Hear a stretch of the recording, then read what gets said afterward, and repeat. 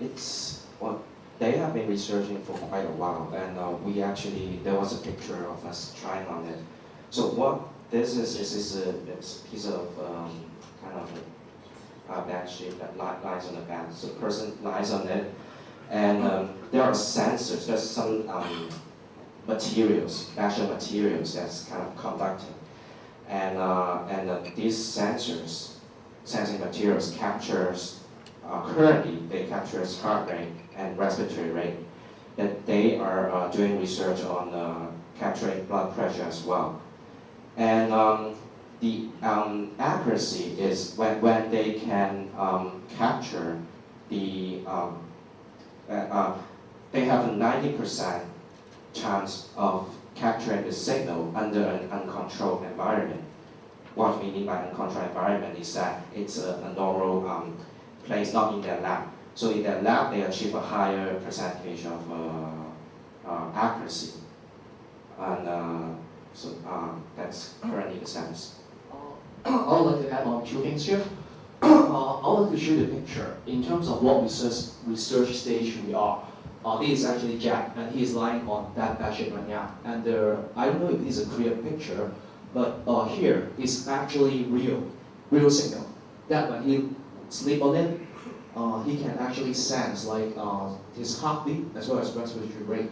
And this is the fatal health signs that we would like to capture to understand whether to switch or not.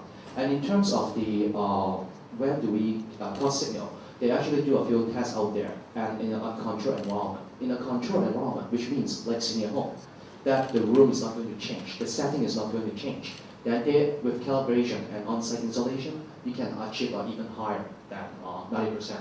So most likely when we got orders, like 100 orders, we have like maybe 97, 98 that is doable. And we have one or two that maybe the environment is not suitable, that we need to do, like do other things or cannot provide a solution to that. The reason I'm asking that is because I'm trying to gauge how far away the technology or the product is from the market. Because it sounds like you have done a lot of research, but the research per se is still in the discovery stage, right? And you are trying to do system development so that you can link up maybe 5 or 6 to a computer. So is it too soon to get into that before you have a full set of safety, reliability data, so on and so forth? I think like definitely it's not going to be tomorrow, but with a really working prototype, I think like OSLab is actually trying to develop from this and bring in the 5-6 batch because I said this is a real working thing. Yeah. Well, I guess I want to supplement another thing. I think it's not really beginning stage because Professor Zhang has been developing other similar health monitoring products such as a wristwatch for many years ago. And he has worked on this battery for the last few years. So currently it's already a patented technology. So it's, and Professor Zhang, it's actually, he said the product is ready for commercialization, and he's actually looking for people who can help commercialize the technology. I'm not quite sure the market that you identified is the market. I'm afraid this is perhaps just a very niche market. For example, for those patients who need intensive care, those who often need to lie on bed.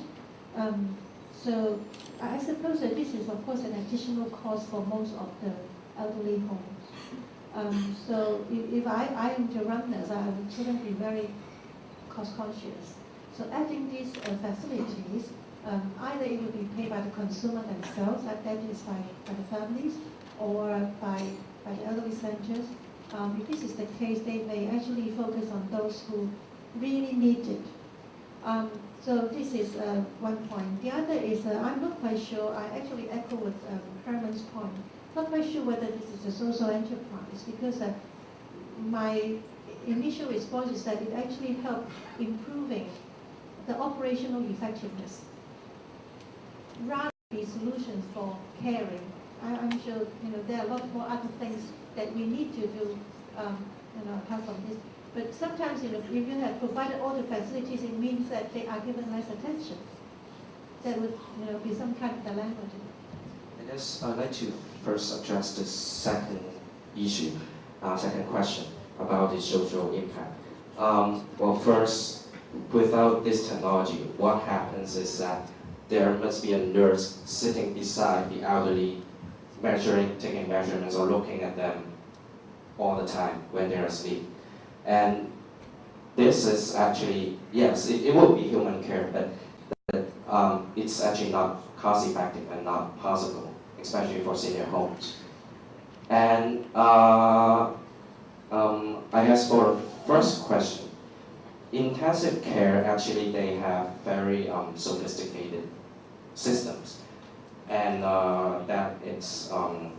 that will provide much more accurate and much more detailed measurements. So this product would not be suitable for them. Do you have any? I actually have a couple add-on on both Part 1 and Part B. Part 1, your question is where we got the market right. This is actually a very, very legitimate question. Because at SEC, I can respond to the question in 3 things I would like to share. I cannot say on this stage I must be correct, but this is what I see. Operation licensing environment for senior home. Here in Hong Kong, if 3 patients unfortunately pass away, their license will get revoked. This is one proposition that senior home can buy. Second, yes, not every single senior home bag may need that. And on our financial model and on our actually projection, we have a very modest assumption, 5% market share capture, assuming all the senior home bag needs it and 5% by me, then we have a business model of 3.8 million. That's a huge number. But what really important here is not about the number. It's about the we go wrong in all these gaps. The so-called stress test using a US firm finance term. If everything goes wrong, we only need 1.5% market share to break even for this business. As well as the social value, I'm not going to argue that the care and the seniors only need technology. But to me, everybody has their definition. I sometimes work social work for seniors as well, talk with them and stuff like that. But really, I mean, maybe we don't give them better food for what I do. Maybe I actually don't spend more time with them, talking with them, or make them happier. But at the end of the day, no one wants to die, right? No one deserves to die. No one deserves to die when they sleep, and no one, because they fall asleep, and people don't notice it, and they pass away. To me, this is my social value.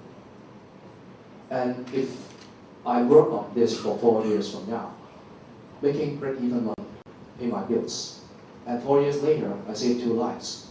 To me, I think it's my day's ends, and it defines my being. And actually, I do have one point to add. So we are not actually trying to eliminate the care for the elderly. We're actually giving an extra care for the elderly, because with our technology, we are immediately alerted when there's an emergency situation for the elderly. So we are actually giving an extra care for the elderly, not eliminating that.